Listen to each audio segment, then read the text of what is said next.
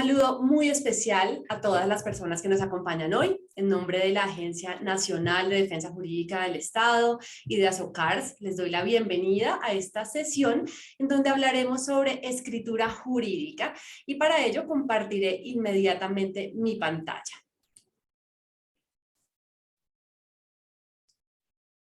Muy bien, el propósito de la sesión de hoy consiste en realizar en primer lugar un diagnóstico que nos va a permitir identificar nuestros hábitos de escritura, nuestras malas prácticas, aquellas debilidades y falencias que afectan la eficacia comunicativa de nuestros textos.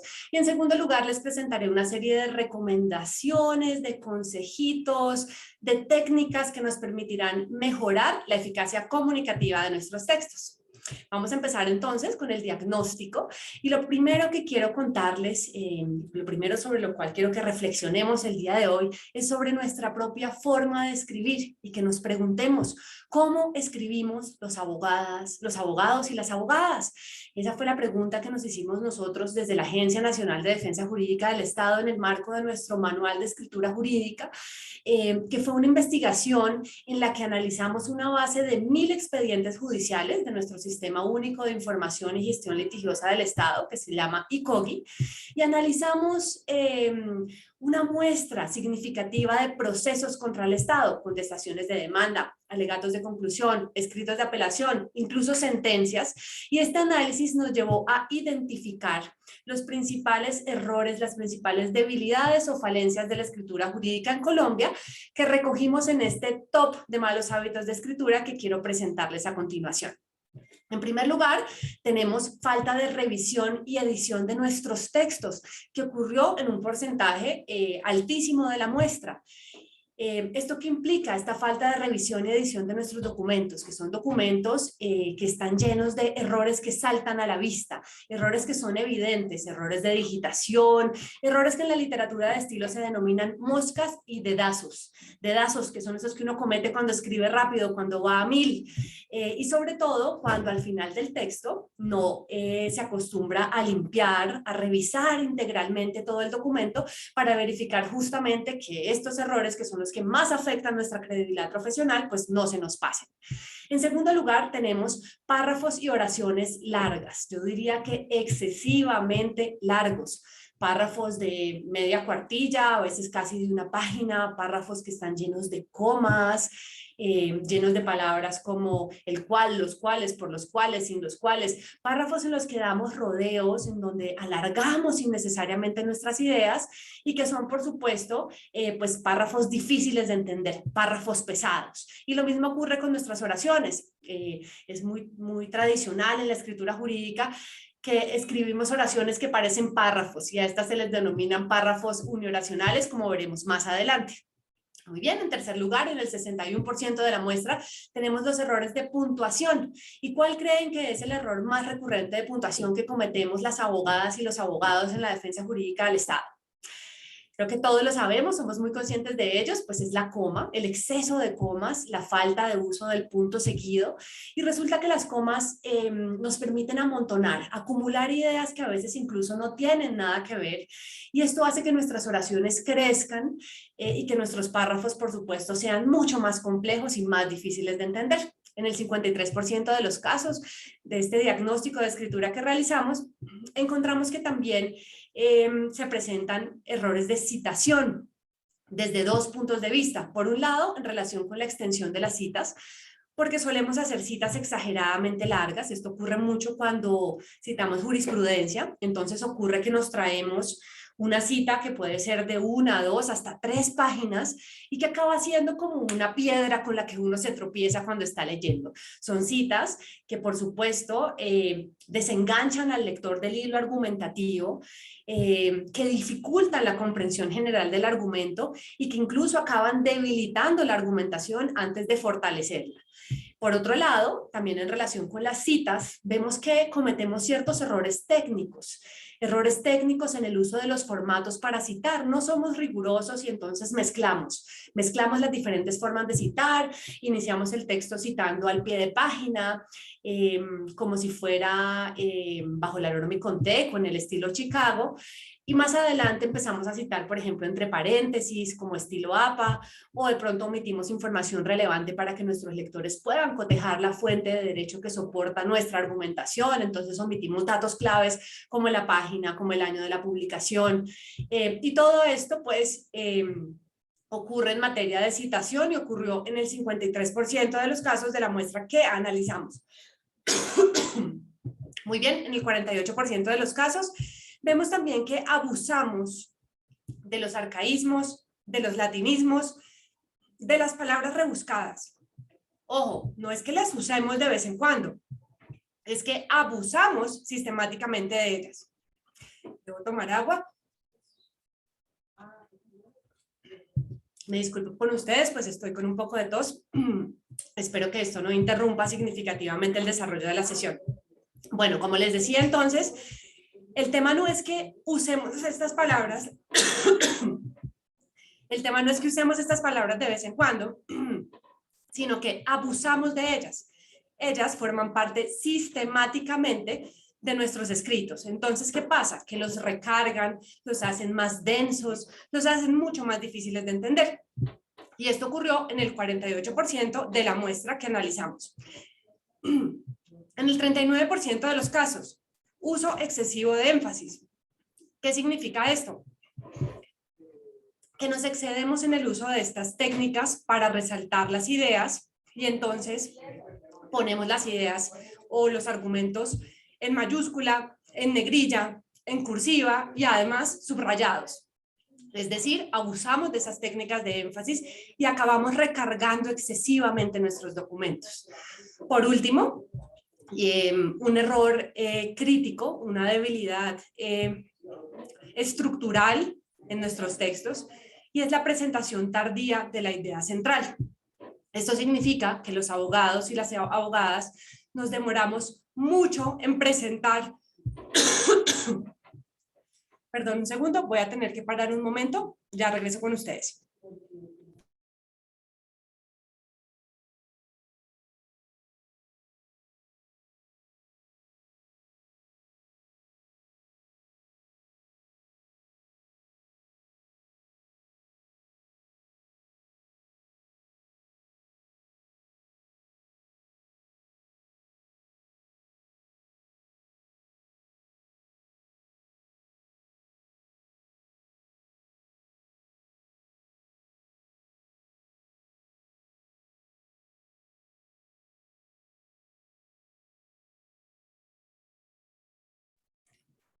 Bueno, ya volví con ustedes después de mi impasse con esta tos. Como les decía, en el 51% de los casos vemos que nos demoramos demasiado en presentar la idea central.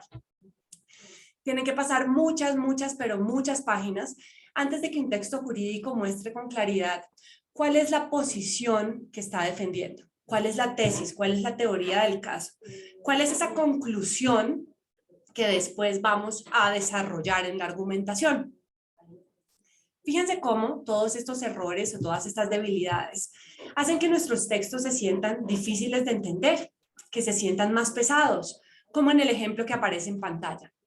Y dice, es menester traer a colación lo expuesto por el Honorable Consejo de Estado para dilucidar la necesidad de verificar la existencia de la legitimidad en la causa por pasiva para proceder a resolver el fondo de una litis, exponiendo sobre el particular lo siguiente.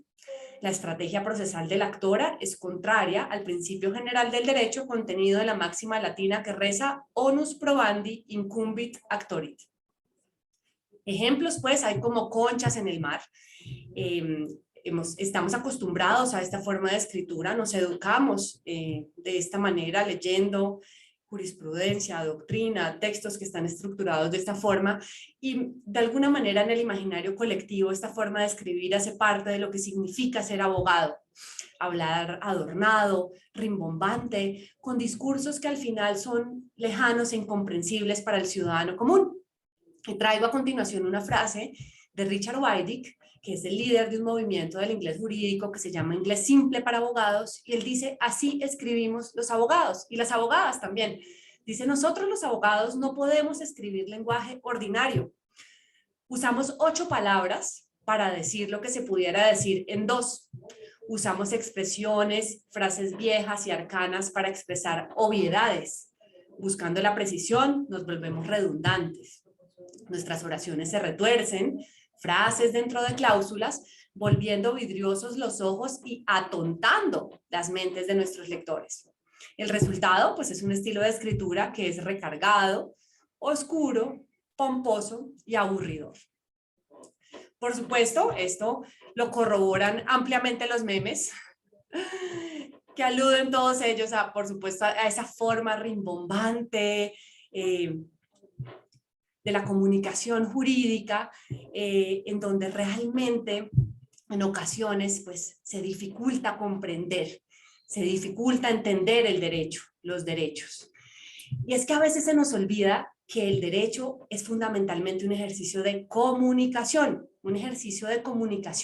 en donde tenemos como profesionales el reto de transmitir de manera eficiente nuestras ideas. Y es que debemos ser muy conscientes del impacto de la escritura jurídica en todas las esferas de nuestra cultura. Y quisiera que se lleven esta imagen que vemos en pantalla el día de hoy, es la imagen de un embudo, porque justamente de esa forma funciona nuestra cultura jurídica actualmente. Fíjense cómo tenemos por un lado muchísimos productores de texto que son demandantes, peticionarios, ciudadanos que nos escriben a través de cada vez más canales, y por otro lado somos muy pocos lectores, nosotros, los operadores jurídicos, los funcionarios, los jueces, todos nosotros que tenemos la responsabilidad de resolver y de dar solución oportuna a estas necesidades jurídicas de los ciudadanos. Entonces, de fondo, la reflexión que quiero hacerles es que seamos conscientes de que tenemos una cultura jurídica en la que se escribe más de lo que se lee. Yo diría más de lo que es humanamente posible leer. Entonces, pues el primer llamado que quiero hacerles el día de hoy es hacia racionalizar la extensión de nuestros textos, hacia escribir corto, comprometernos con esta forma de escritura concreta, al punto, que nos permita pues optimizar el tiempo de todos. De fondo, el asunto es que vivimos en modo automático, digo yo, y escribimos en modo automático. Entonces, cuando tenemos el reto de escribir un documento, nos lanzamos de una vez a redactar el texto. Como abogados y abogadas, pues vivimos contra las cuerdas, vivimos contra los términos, de manera que andamos en modo automático en muchas situaciones. Y esto es muy grave al escribir porque incurrimos en una serie de errores que se podrían solucionar si tan solo paramos, si desactivamos ese modo automático al escribir y si somos conscientes de que la escritura en realidad es un proceso. La escritura no es un acto automático, no es un acto instantáneo que ocurre cuando uno chasquea los dedos o como por arte de magia, sino que la escritura es un proceso que debe ser consciente, en donde debemos desarrollar 4 fases. La clave es desarrollarlas en orden, una después de la otra y sin saltarse ninguna de ellas. Vamos a ver a continuación esas 4 fases y son las siguientes. Primero, la fase de preparación. Segundo, la fase de estructuración del texto jurídico. Tercero, la fase de redacción. Y cuarto, la fase de edición. Siempre que tengan el reto de escribir un documento, acuérdense de preparar, estructurar, redactar y editar. A veces nos ocurre que nos saltamos alguna de estas fases y entonces no hemos preparado adecuadamente lo que vamos a decir, no hemos estudiado, no hemos analizado de manera concienzuda, digamos, el tema, y nos lanzamos de inmediato a redactar, a buscar en el computador intervenciones similares, a traer de aquí y de allá, sin haber definido realmente una estructura clara de nuestro documento y sin haber pensado con anterioridad lo que vamos a escribir. O nos ocurre que empezamos a preocuparnos de forma prematura por asuntos relacionados con la edición del texto, con su diagramación, y ni siquiera hemos terminado de redactarlo. Entonces, Fíjense cómo la clave de todo esto es que podamos desarrollar estas 4 fases una después de la otra. Siempre preparar, estructurar, redactar y editar nuestro documento. Fíjense que al comienzo veíamos en el diagnóstico que la edición es una de las fases pues, más desatendidas de la escritura y ocurre en múltiples ocasiones pues, que se entregan borradores, ¿no? O textos que no están en versión final. Vamos a iniciar entonces con la fase de preparar, parar para pensar antes de escribir. Arthur Rimbaud decía que hay 3 clases de autores: los que escriben sin pensar, los que piensan mientras escriben, mientras están escribiendo van pensando, y los que han pensado antes de ponerse a escribir. Y también nos dice que solamente estos últimos son los que apuntan y dan en el blanco. Y es que uno de los momentos más angustiantes de todo escritor o de toda escritora ocurre cuando afronta la página en blanco. Y entonces uno se empieza a preguntar cómo debo empezar, cómo llevo al escrito estos argumentos, estas ideas que tengo en la cabeza. Uno se empieza a preguntar un montón de cosas y al final acaba como paralizado. Y esta parálisis, este nerviosismo que produce la hoja en blanco, pues nos lleva realmente a caer en la improvisación, en textos que pueden ser desordenados, nos lleva, por ejemplo, a incurrir en esta práctica del copy-paste, de copiar y pegar, de llevar y traer de aquí para allá argumentos que hemos elaborado de pronto en otros casos, en otros contextos, y por supuesto a explayarnos haciendo una cantidad de citas, de doctrina, que de pronto al final acaban debilitando nuestro argumento en vez de fortalecerlo. Entonces, la solución realmente consiste en no saltarse la fase de preparación, tomarse un tiempo así sea cortico, para asumir ese papel del loco pensador cuando uno recibe ese caso, esa consulta jurídica. Y pues el propósito de esta fase de preparación es estimular la creatividad, generar ideas, poder generar enfoques variados para abordar esa problemática jurídica que uno tiene sobre su escritorio. Entonces, ¿qué vamos a hacer en esta fase de preparación del texto jurídico? Que es conocida también en el manual de escritura como la fase de el loco. Es una fase en donde vamos a estudiar e investigar el caso, hacer como una lluvia o una tormenta de ideas, si se quiere, porque es una fase desestructurada. Nosotros en este momento no estamos todavía en el computador, digamos, escribiendo, redactando los argumentos, ¿no? Estamos casi que en nuestro blog de notas, garabateando nuestros pensamientos, analizando el caso y las posibles salidas, las posibles soluciones a esa problemática jurídica que estamos enfrentando. Y hay 4 recomendaciones claves para preparar ese texto jurídico. Lo primero es definir un plan de trabajo. Tengan el tiempo que tengan, así tengan 6 meses, 3 meses, una semana, asegúrense de poder desarrollar las 4 fases del proceso de escritura. Es decir, que les quede tiempo para preparar el texto, para estructurar, para redactar y para editar su documento. Tengan el tiempo que tengan. Entonces, si saben que tienen que entregar el texto el viernes y hoy es lunes, pues el jueves tienen que haberlo editado, el miércoles deben tenerlo completamente redactado, el martes debieron definir la estructura y hoy que es lunes les tocó pues desarrollar la fase del loco, que es la fase de preparación e investigación. Se trata simplemente de eso, no es definir una matriz, digamos, con hitos detallados ni muy extensa, sino simplemente asegurarse de poder hacer esas 4 cosas. Segundo, estudien y comprendan a cabalidad la situación fáctica. No se lancen a investigar el derecho del caso, a analizar las normas, la jurisprudencia, la doctrina, sin entender perfectamente los hechos. Pueden analizar cifras, estadística, toda la evidencia empírica que ustedes tengan disponible para poder entender a cabalidad la situación fáctica que ustedes están analizando. Y ahí sí, una vez tengan esta comprensión, pueden lanzarse al paso 3, que consiste en investigar, documentar y estudiar el derecho del caso. Analizar las normas vigentes, la jurisprudencia aplicable, la doctrina, en la medida en que el tiempo lo permita. Y esta fase del loco pues cierra en el paso 4 con una lluvia de ideas en donde vamos a enlistar básicamente las hipótesis de solución del caso, los argumentos promisorios. Incluso es una buena idea imaginar las objeciones que nos podría presentar nuestra contraparte, es decir, ponernos en los zapatos del otro, del que está al frente, del que está leyendo, o de la otra parte que nos va a hacer pues una contraargumentación a la posición jurídica que nosotros estamos sustentando. Entonces, con esa lluvia de ideas en mano, termina esta fase de preparación del texto jurídico y ahí sí podemos avanzar a la fase de estructuración del texto, que es la tarea del arquitecto.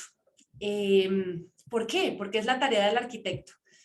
Porque este abogado o esta abogada arquitecta tiene el reto de darle una organización lógica al texto, de priorizar los argumentos de acuerdo con su importancia y de organizar ese texto en un esquema contundente que le asegure la eficacia comunicativa. En el diagnóstico veíamos que normalmente los textos jurídicos pues no tienen una estructura lógica y se tardan demasiado en presentar su idea central. Normalmente en nuestros textos jurídicos lo que hacemos son unas argumentaciones circulares en donde redundamos y redundamos en ideas que ya habíamos expresado, en donde reiteramos 1000 veces la información que ya se había presentado, y todas estas situaciones o todas estas malas costumbres impiden que el lector, que nuestros lectores puedan avanzar de manera fluida y cómoda en la argumentación, porque todo el tiempo los estamos haciendo devolver y a recordar información pues que ya les habíamos mencionado. Entonces, esta fase de estructuración es una fase crucial porque de esa estructura argumentativa contundente depende que nuestro texto tenga o no eficacia comunicativa, que sea claro, que sea efectivo, que el mensaje se entregue de manera directa y concreta a nuestros destinatarios. Entonces, hay diferentes formas de darle una organización a los textos. Existen los mapas conceptuales, los esquemas en forma de hélice, hay, digamos, muchos métodos para hacer esa organización. Yo quiero presentarles el método de argumentación que recomienda nuestro manual de escritura jurídica y que se llama, que lo bautizamos CEPENAC. Se llama así por las iniciales de cada uno de sus componentes. Son 5 los componentes de este modelo argumentativo. Primero, conclusión. Segundo, problema jurídico. Tercero, norma controlante. 4, aplicación al caso concreto. Y 5, conclusión de nuevo.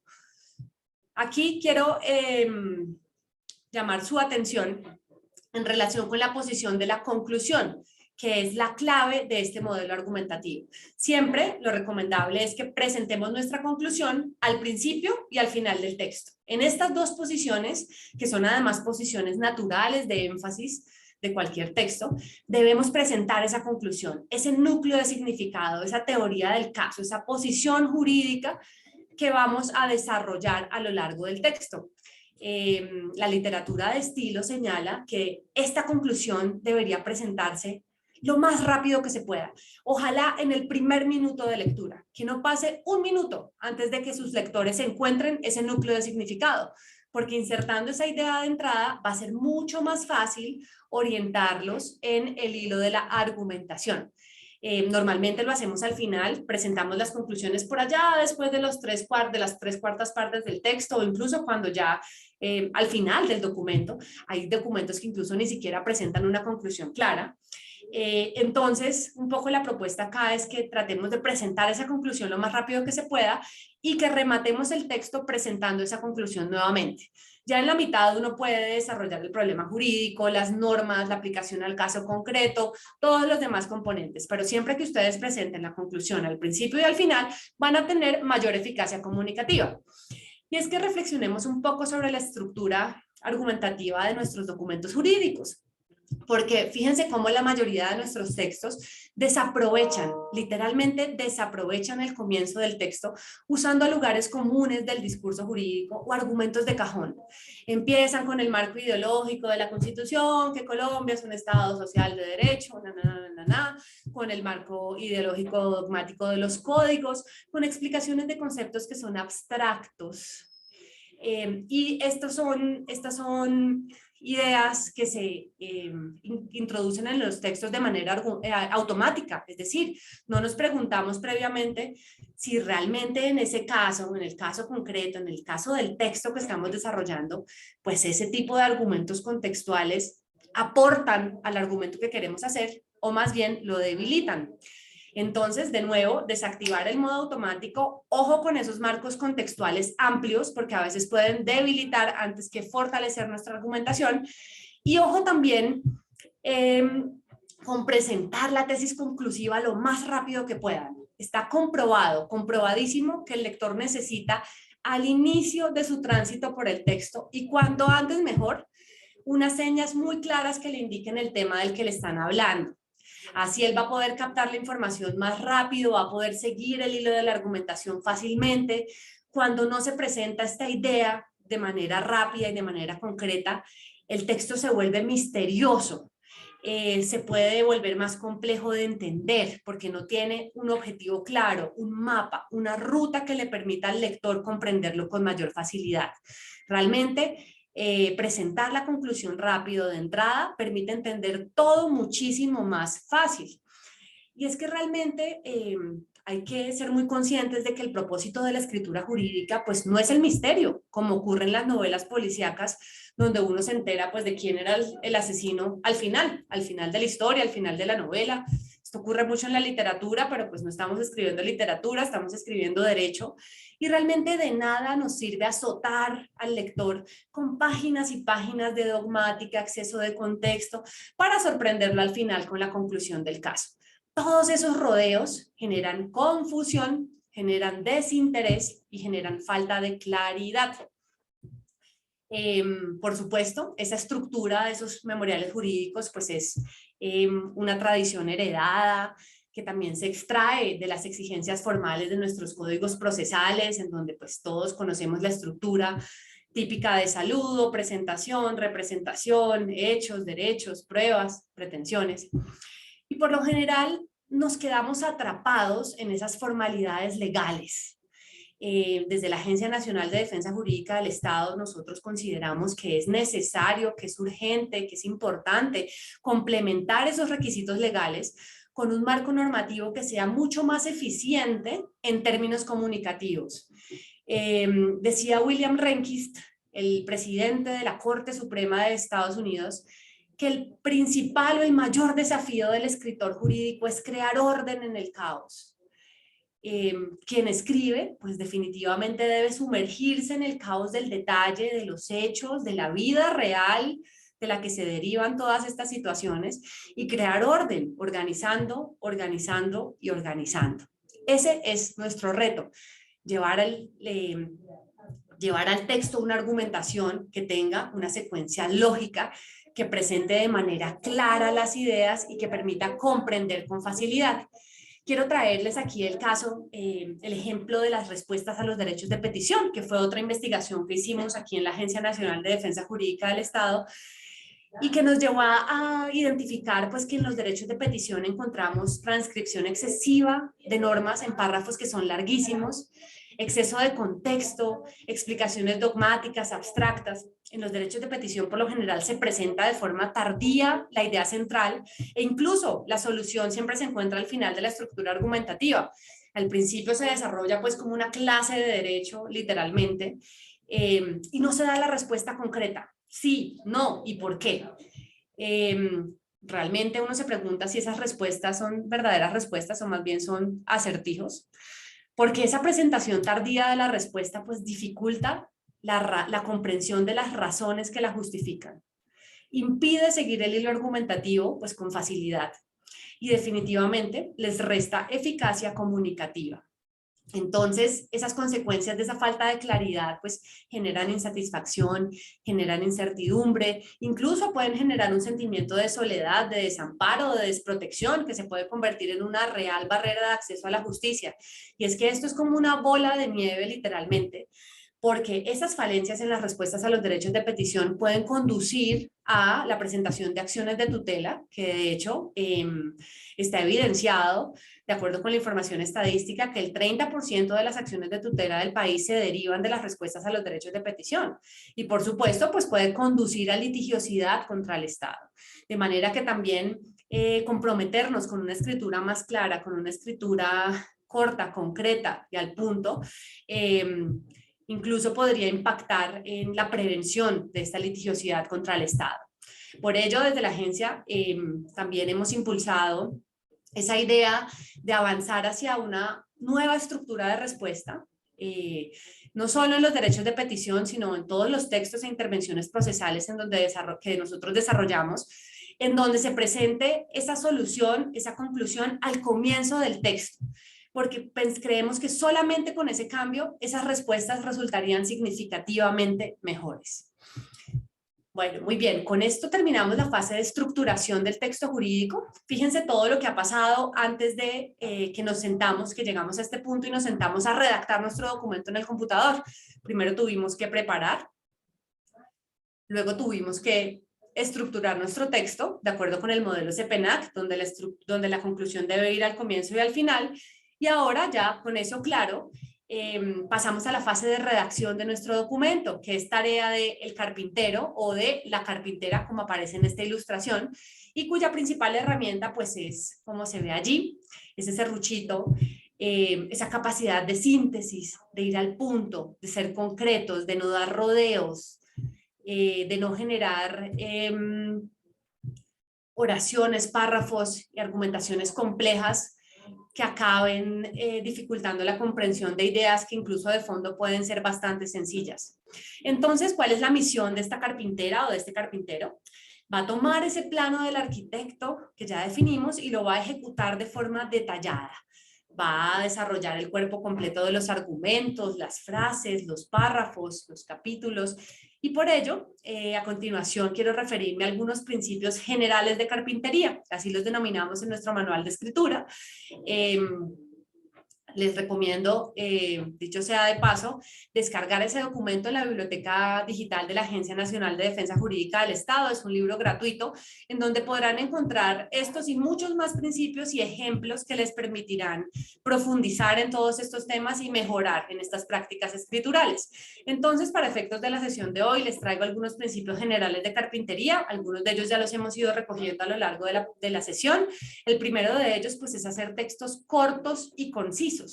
Yo creo que el principal reto que tenemos hoy en día es invertir ese paradigma que existe, de acuerdo con el cual lo largo es bueno y lo corto genera sospecha. Entonces, si se expide una sentencia de 500 páginas, pues uno oye que la gente dice, uy, la sentencia debe ser buenísima porque tiene 500 páginas, pero si hay una de 20, entonces de inmediato eso genera sospecha porque tal vez no está bien fundamentada, no está bien sustentada, y no necesariamente. Entonces hay que avanzar hacia una escritura que sea más concreta, más corta, ser más eficientes en el manejo del tiempo de todos. Acuérdense de la imagen del embudo de nuestra cultura jurídica y definitivamente traten de afinar su capacidad de síntesis en la argumentación. Segundo, ir al punto, dar el contexto mínimo que sea necesario, no excederse en esos marcos contextuales amplios porque podemos acabar debilitando nuestros argumentos. Tercero, hay que comenzar el texto y también los párrafos y las oraciones con la idea principal. Recuerden, las ideas principales rápido, al principio, lo más rápido que se pueda, al comienzo del texto en forma de conclusión, al comienzo del párrafo y también al comienzo de la oración. Normalmente lo hacemos al revés, ¿no? Como hemos venido hablando. Cuarto, evitar la excesiva abstracción, las redundancias, las reiteraciones. Piensen que el lector no les va a entender más si le repiten lo mismo 1000 veces. Al contrario, esa mala práctica de estar reiterando, repitiendo, redundando lo mismo, hace que nuestros lectores tengan que devolverse todo el tiempo en la argumentación y no les permite fluir en la comprensión del argumento, no les permite avanzar, porque todo el tiempo los estamos obligando a devolverse. Entonces puede no ser una buena estrategia. La recomendación 5 es muy fácil de aplicar y es muy poderosa, ayuda mucho, y es generar más espacio en blanco en nuestros textos. Yo a veces pienso que los abogados y las abogadas tenemos como la manía, literalmente, de pensar pues que todo tiene que cabernos en la misma hoja. Entonces uno se esfuerza por estrechar esos márgenes al máximo, el interlineado al mínimo, la letra pequeñita, esos párrafos larguísimos que continúan en la siguiente página. ¿Por qué? Porque esa manía de que todo tiene que caber, digamos, en una sola hoja y hacemos esas hojas tan densas, tan saturadas. Al contrario, hay que un poco desacostumbrarnos a eso y más bien acostumbrarnos a unos textos que que tengan más espacio en blanco, que sean más limpios, más ligeros, más cómodos para nuestros lectores. Por ejemplo, Es típico en la escritura jurídica que hacemos listas dentro de párrafos. Entonces uno enlista con número romano y llega a veces hasta 10, 11 numerales dentro de un mismo párrafo, cuando podría realmente hacer una lista de guiones, de punticos, de bullets, para poder presentar, digamos, todas esas enumeraciones y poder propiciar una lectura más cómoda, más amigable para nuestros lectores. Es una cuestión realmente de costumbre visual, de acostumbrarnos a no saturar, a no recargar tanto, y que los textos sean un poco más ligeros y más cómodos de leer. Bueno, dicho esto, pues vamos a pasar al siguiente bloque, que tiene que ver con la redacción de las oraciones. Y empezamos con las oraciones porque las oraciones son el elemento fundamental de cualquier texto y de nuestra escritura jurídica. Las oraciones son la base del documento, de manera que todas las malas prácticas que se den en la redacción de oraciones, pues se van a extender o van a impactar el resto del texto. Si escribimos oraciones largas, difíciles de entender, pues al final eso se va a traducir en párrafos gigantescos, en documentos larguísimos y muy complejos. Entonces, la primera recomendación frente al tema de las oraciones es racionalizar su extensión, acostumbrarnos a escribir oraciones más cortas. Nosotros en el mundo jurídico escribimos oraciones que más bien son párrafos, porque las llenamos de comas, las llenamos de ideas y acabamos escribiendo un párrafo gigante y pensamos que eso es una oración. Y realmente no, los expertos recomiendan que las oraciones deberían tener 20 palabras en promedio. Por supuesto, la idea no es que después de hoy andemos con una calculadora en el bolsillo contando palabras, ni que escribamos a manera de telegrama, ¿no? No, tampoco. Pero sí es acostumbrarnos a escribir oraciones más cortitas, desarrollar una idea por oración y, por supuesto, usar el punto seguido. El punto seguido, queridas amigas y amigos, es nuestro mejor aliado. El punto seguido es maravilloso porque oxigena, da mucha claridad a las ideas, permite separar, distinguir unas ideas de otras y por ello es muy recomendable, pues nosotros en el mundo jurídico hacemos todo lo contrario, abusamos de la coma y entonces amontonamos una cantidad de cosas que a veces ni siquiera tienen nada que ver. Y esto hace que nuestras oraciones se engorden o se extiendan innecesariamente y que por supuesto sea mucho más difícil comprenderlas. Ahora vamos a ver algunos ejemplos sobre esto para que ustedes sean conscientes de que tenemos que empezar por ahí. Escribir oraciones corticas. Oración corta, punto seguido, la siguiente oración. Y como les decía, pues esas economías que se ganan en lo micro, es decir, en la oración, en el elemento básico del texto, se van a reflejar en el texto en su conjunto. Oraciones cortas van a ser párrafos de extensión corta y documentos de extensión mucho más razonable. Miremos este ejemplo. Dice, si bien el ministerio es la autoridad gubernamental en el tema a nivel nacional, se tiene que por la ausencia de una intervención efectivamente de su parte y por la ausencia a su cargo de deber alguno de intervención respecto de la situación jurídicamente relevante que en el proceso de la referencia concretamente se examina, ese ministerio aduce no constarle ninguno de los supuestos hechos enlistados en la demanda. ¿Se entendió? Hágame el favor, es una oración que fíjense que acaba siendo un párrafo y es una oración que de fondo, y en esto es que quiero llamar su atención, es una oración que desarrolla una idea que es súper sencilla. Ese abogado o esa abogada había podido escribir, el ministerio contestó la demanda afirmando que no le consta ninguno de los hechos alegados. O incluso alguien en una capacitación me dijo, habría sido mejor decir, no me consta, punto. ¿Por qué dar tantas vueltas a una idea tan sencilla? Eso nos lleva también a preguntarnos por nuestros párrafos. ¿Qué pasa con nuestros párrafos? Como les mencionaba hace un momento, pues los abogados y las abogadas al redactar confundimos una oración con un párrafo. Redactamos párrafos de una sola oración, que se llaman párrafos unioracionales, y ese apeñuscamiento, decimos, de las ideas en una sola oración, pues hace que sean mucho más complejas. Aunque sean ideas sencillas las que queremos transmitir, pues no se entienden por esa forma de construcción.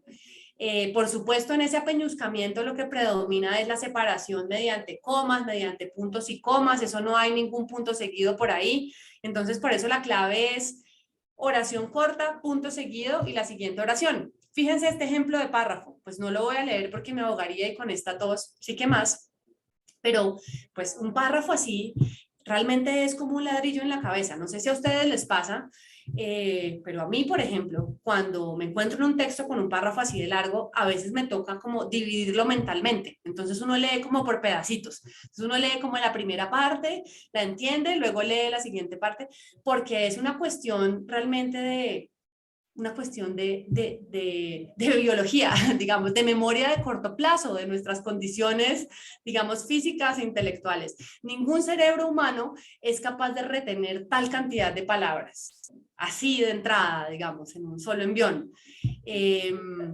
Realmente se la ponemos muy difícil a nuestros lectores cuando les mandamos un párrafo de esta extensión, porque humanamente no es fácil de comprender. Entonces, realmente para hacer párrafos más fáciles de entender, ¿qué hay que hacer? Primero, pues no hacer párrafos de una sola oración. Eso se reconocen facilísimo porque están llenos de comas, llenos de rodeos. Entonces son párrafos en donde uno escribe el cual, en los cuales, sin los cuales, por los cuales, en los que, por los que, dan vueltas. También es una buena idea presentar rápido o presentar al comienzo del párrafo, pues esa idea principal y luego desarrollarla. Y pues lograr un buen balance entre párrafos cortos y párrafos largos. Tampoco pues es que estén proscritos los párrafos largos y que nunca podamos escribirlos, sino que la recomendación es que haya un buen balance, que los párrafos largos no sean, digamos, no formen parte sistemáticamente del documento, sino que nos ahorremos esos párrafos largos para desarrollar aquellas ideas complejas que lo ameritan. Hay ideas sencillas como las que vimos que pueden expresarse en un párrafo corto. Entonces, ¿para qué darle más desarrollo a ese tipo de ideas? Y más bien reservarnos, digamos, esos párrafos extensos para desarrollar aquellas ideas complejas que ameritan, digamos, una mayor elaboración. En esos casos está perfecto. Y si uno logra un buen balance entre los párrafos, resulta que le da más ritmo a su argumentación, es una argumentación que puede ser menos monótona, que puede ser menos pesada. Entonces, por eso la recomendación es el balance, ¿no? Lograr un buen balance entre las dos cosas. Y por otro lado, pues no abusar de las muletillas para conectar las ideas. Usar los conectores bajo la función para la cual se crearon, que es la función de conexión lógica entre un argumento y otro, pero es que resulta que a veces nosotros usamos no conectores, sino más bien como muletillas para adornar, para decorar nuestro texto. Entonces acabamos recargando los documentos y haciéndolos muchísimo más pesados. Por ejemplo, cuando usamos palabras como ciertamente, a reglón seguido, a manera de colofón, en gracia de discusión, digamos, no es que no se puedan usar, que esté gramaticalmente incorrecto hacerlo, sino que cuando nos excedemos en el uso de estas muletillas, ocurre que recargamos innecesariamente nuestros textos. Los hacemos más difíciles de comprender. Muy bien, eso en cuanto a los párrafos y las oraciones. Ahora vamos a ver algunas recomendaciones puntuales en relación con la selección y el uso de palabras en nuestros textos. Las palabras que usamos, las palabras que escogemos para el desarrollo de nuestra argumentación son absolutamente fundamentales para que los textos se entiendan o no se entiendan, para que sean claros o menos claros. Y la primera recomendación al respecto es, antes de sentarse a redactar el texto, pues analicen, piensen quién se lo va a leer. ¿Se lo va a leer un ciudadano? ¿Se lo va a leer un juez, un magistrado del Consejo de Estado, un árbitro, otro colega? ¿Quién es el destinatario de ese documento? Porque en función de eso, ustedes van a poder definir qué tipo de palabras usan. Seguramente si le están escribiendo una respuesta a un derecho de petición de un ciudadano, pues no será lo más recomendable usar términos en latín. Bueno, además ya casi nadie sabe latín, en casi ninguna universidad enseñan latín. Así que digamos que son casos muy específicos en los que uno puede considerar que puede escribir frases en latín y se las entienden. Eso depende de ese análisis de la audiencia inicial, que es importantísimo hacer para no incurrir en este tipo de prácticas que pueden restarle claridad a nuestros textos. Entonces, en función de ese análisis, vamos a identificar cuáles son las palabras que vamos a usar. Y en general lo que se recomienda es no abusar de los conceptos dogmáticos, no abusar de los términos técnicos cuando la audiencia no es especializada. Y pues escribir en español. En español todo el mundo nos va a entender. El tema de del latín y de los extranjerismos, pues hay que reservarlo para las audiencias especializadas en donde sabemos de antemano que nos van a poder comprender.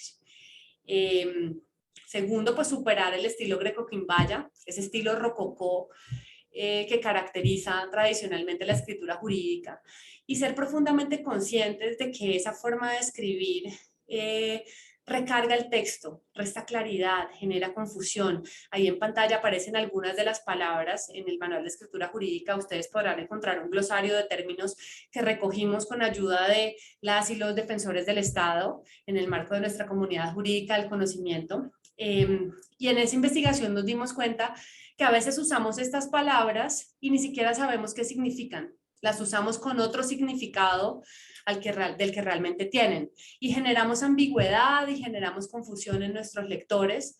Entonces la recomendación es escribir pues en un español que sea más contemporáneo, más cercano a todos los ciudadanos. Por otro lado, pues no abusar de los adverbios terminados en mente. Estos adverbios terminados en mente son palabras a las que les agregamos esa terminación, les agregamos al final la terminación mente, y lo hacemos hablando y también escribiendo. Es una práctica generalizada, estamos acostumbrados a eso, entonces decimos anteriormente, generalmente, indudablemente, ciertamente, necesariamente. Y bueno, vamos a ver que estos son innecesarios, en muchos casos se pueden eliminar y no se altera el sentido de lo que se quiere decir, o también se pueden cambiar por palabras más concretas, por lo general, por lo anterior, sin duda, por cierto, digamos palabras más concretas, más al punto, que no recarguen y que no hagan más densa nuestra argumentación. Al final, pues como les comentaba, cuando iniciamos esta conversación, resulta que es la suma de todo esto lo que hace que nuestros documentos sean tan complejos de entender, tan pesados, tan difíciles en ocasiones, porque entonces a los adverbios terminados en mente hay que sumarles los arcaísmos, el exceso de comas, las ideas larguísimas, y todo eso hace pues que obviamente el texto se sienta muy difícil de digerir. En cuanto al exceso de énfasis que veíamos en el diagnóstico, pues las recomendaciones son muy sencillas. Por un lado, evitar escribir textos de corrido en mayúscula. Ustedes habrán oído que escribir en mayúscula es considerado como un acto de descortesía comunicativa. Literalmente es como gritar y manotear. Entonces, no es recomendable escribir textos de corrido en mayúscula, tampoco abusar de la negrita y de la cursiva o del subrayado. Incluso el subrayado pues es un rezago de la época en la que no existían los computadores sino las máquinas de escribir. Entonces la única forma de resaltar las ideas era subrayarlas, pero resulta que ahora nosotros combinamos todo. Yo creo que si pudiéramos imprimir a color, pues también nuestros textos serían como un arcoíris, una gama de 1000 colores. Y resulta que cuando hacemos eso, cuando enfatizamos en exceso, pues no solo estamos siendo descorteses con nuestros lectores, sino que además anulamos el efecto de ese énfasis que queremos hacer, porque cuando todo es importante, pues nada es importante. Un texto que está todo subrayado, todo en mayúscula, en negrilla, ya realmente el lector pierde la sensibilidad y pierde, digamos, el impacto de ese énfasis que se quería hacer. Entonces ahórrense ese énfasis para esos momentos del texto que de verdad lo merecen y verán que ahí sí van a lograr un buen impacto en el lector. Pero si todo está subrayado, pues realmente eso se vuelve recargado y se anula por completo ese efecto que uno quiere lograr. Bueno, muy bien. Esa era la última recomendación en materia de redacción del texto. Y a continuación vamos a revisar algunas sugerencias en relación con la fase de edición del texto jurídico que corresponde a la tarea del juez. Es un juez que no es otra persona, que no es un tercero, no es mi jefe, no es otra persona distinta que yo misma revisando o yo mismo revisando mi texto antes de entregarlo.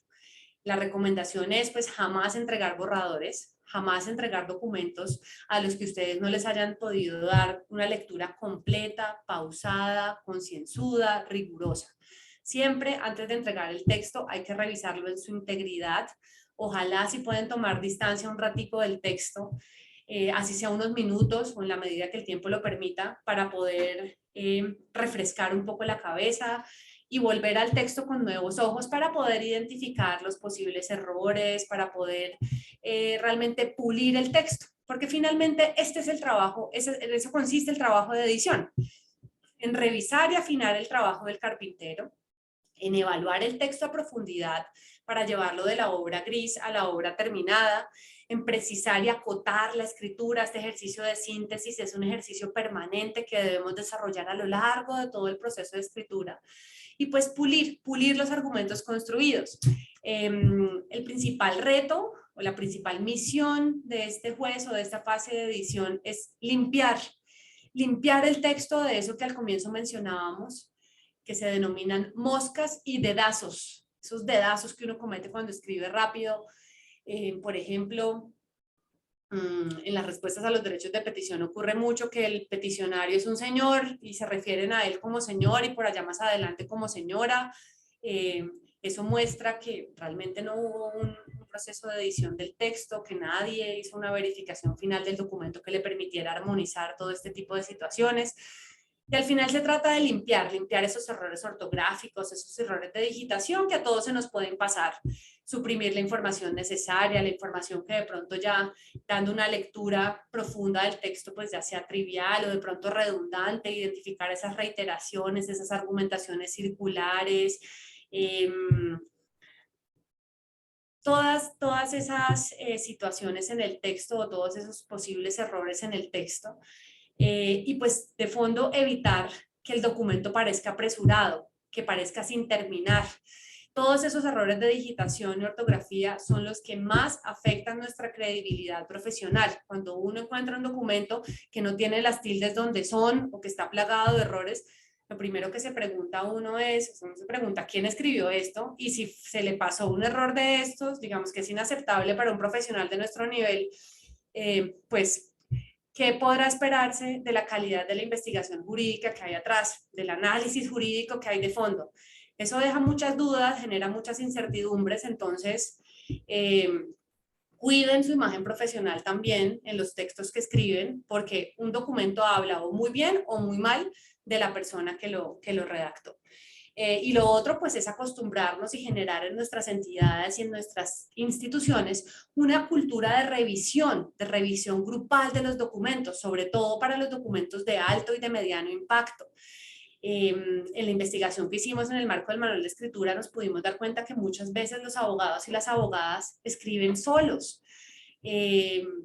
Están contra las cuerdas con los términos procesales y digamos que casi que radican la intervención antes de que les cierran la puerta del despacho y no hay posibilidad de que nadie se lo lea, no lo comparten con ningún par, no hay, digamos, una cultura de revisión que permita fortalecer esos textos. Y pues lo otro es que también hay cierta vanidad que tenemos que vencer y retarnos a nosotros mismos en el sentido de aceptar las recomendaciones de los demás, poner nuestros textos a prueba y aceptar esas sugerencias. Pues a veces también pues los abogados y las abogadas sentimos que creemos profundamente que escribimos muy bien y no aceptamos este tipo de recomendaciones. Entonces la invitación es a que seamos un poco más, que tengamos un poco más de apertura frente a ello y que busquemos la manera de tener esa cultura de revisiones cruzadas entre pares, de revisiones grupales de los textos importantes, de manera que logremos fortalecerlos y hacer textos de mejor calidad. Finalmente, quiero darles algunas recomendaciones en materia de citación, que era otro de los temas que veíamos en el diagnóstico, pues que genera bastante problemática y confusión en el plano de la escritura jurídica. Y son 3 recomendaciones nada más. Pues aquí no les vamos a decir qué formato usar, pero sí la clave es primero ser selectivos en las fuentes que soportan directamente la argumentación que ustedes van a desarrollar. Citar de sobra no es buena idea, no es estratégico, es una mala costumbre que debilita la argumentación. A veces uno escucha que dicen es que confunde y reinarás. Yo pienso todo lo contrario, confunde y confundirás porque no te van a entender, no va a quedar clara tu posición, tu argumento, no vas a transmitir el mensaje de manera contundente. Entonces hay que ser selectivos, no citar de sobra, citar las fuentes que soportan esa idea que uno quiere desarrollar. No abusar de las citas textuales, hay que usarlas con mucha prudencia, con pertinencia. En todo caso, el lector siempre podrá ir a cotejar la fuente original, la jurisprudencia, la sentencia base, la línea de decisión que soporta un argumento, de manera que no es necesario trasladar al texto absolutamente todo. Y lo mismo ocurre con la paráfrasis. A veces entonces, por parafrasear una cita de 3 líneas, acabamos haciendo un párrafo que no se entiende. Entonces hay que mirar en qué casos hacemos la cita textual o parafraseamos, pero siempre con prudencia, con pertinencia y de manera muy concreta, usando solamente la parte que soporta esa idea que uno quiere desarrollar. Y la tercera recomendación en cuanto a citas es que presentemos la información necesaria para que el lector pueda cotejar esa fuente de derecho que soporta nuestra argumentación. No omitamos información relevante como el año, como la página, esos datos que son claves para que el lector pueda ir al texto base y corroborar o profundizar. Cuando omitimos esa información, pues eso sí tiene, digamos, un impacto importante en la argumentación. Y lo otro, pues, es ser consistentes con el formato que elijamos. Si eligen citar en norma y conteco, en estilo Chicago o en APA, pues entonces ser consistentes durante todo el texto, pero no empezar a mezclar los formatos, porque hacemos unas mezclas a lo largo del texto que también generan confusión en el lector, que no son técnicas, de manera que con que logremos hacer eso en cuanto a citas, ser consistentes y presentar, no omitir esa información necesaria para que puedan cotejar nuestros argumentos, pues ya podríamos mejorar significativamente en este tema de la citación. Bueno, yo quiero contarles para finalizar que todas estas recomendaciones hacen parte de nuestro manual de escritura jurídica. Esta es una publicación que se encuentra disponible de manera gratuita en la biblioteca digital de la Agencia Nacional de Defensa Jurídica del Estado. Ustedes pueden ingresar a www.defensajurídica.gov.co. Allí debajo del carrusel de banners encuentran el icono de la biblioteca digital y allí podrán descargar nuestro manual de escritura. Los invito a consultarlo. En ese manual encontrarán muchísimas más recomendaciones, pero además una cantidad de ejemplos reales de esta muestra de piezas procesales que analizamos inicialmente para desarrollar el diagnóstico y para elaborar estos consejos y estas recomendaciones que les traje el día de hoy. Por cuestiones de tiempo, pues yo hice una síntesis de las mismas, pero en la medida en que ustedes lo necesiten o lo consideren de utilidad, podemos pensar más adelante en profundizar en las diferentes temáticas relacionadas con el proceso de escritura. Muchísimas gracias por su asistencia. Voy a dar paso a continuación a las preguntas. Para eso voy a revisar el chat. Dejaré de compartir mi pantalla y vamos a mirar entonces qué preguntas tenemos por acá. Bueno. Buenos días, Juan Fernando. Muchas gracias, doctora Lida Osma, doctora Ellen Arias Codechocó. Pregunta si es posible enviar la presentación. Por supuesto que sí, doctora. Muy importante que se registren en nuestro listado de asistencia de manera que podamos compartirla y en todo caso, tanto la grabación como la presentación estarán publicadas en el espacio virtual que Azocars dispuso para que ustedes puedan tener a la mano este ciclo de conferencias y de capacitaciones que desde el año pasado venimos desarrollando conjuntamente entre la agencia y Azocars. Bueno, vamos a ver, Ángela Pérez nos envía una manito arriba, saludos para ella también. Doctora Olga, un saludo. Doctora Noemí Hernández, muchas gracias a usted por asistir. Veo que no hay entonces más preguntas al respecto. Los invito a consultar el manual de escritura jurídica y nos vemos en la siguiente sesión para continuar con este ciclo de conferencias en defensa jurídica del Estado. Un abrazo y que tengan un feliz día. Muy bien.